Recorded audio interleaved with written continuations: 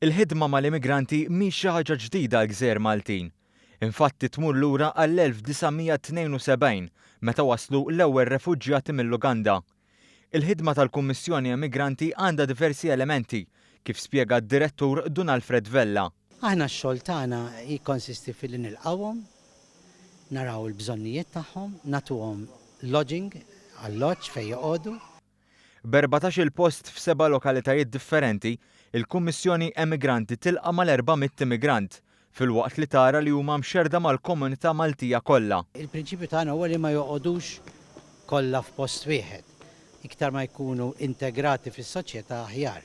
Monsinjur Filip Kallejja, il-fundatur ta' Dar l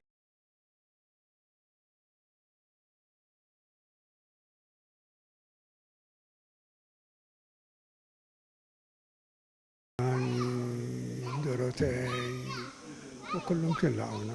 Dunalfred Vella innota li hekk kif fl-aħħar jiem il-Papa Franġisku appella biex familji u parroċċi jilqgħu ir-refuġjati, dan kien xi ħaġa ta' sodisfazzjon għall-Kummissjoni Immigranti.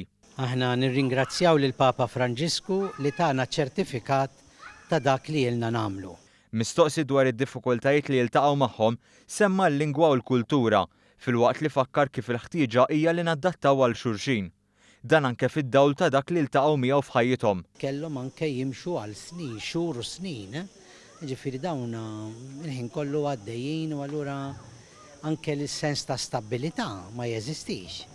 U minkejja din l-għajnuna kollha li diġà ssir, il-Kummissjoni Immigranti lesta li toffri iżjed. Però aħna jekk anke niġu mitluba mill-amministrazzjoni governattiva dejjem nippruvaw ngħinu mill-aħjar li nistgħu.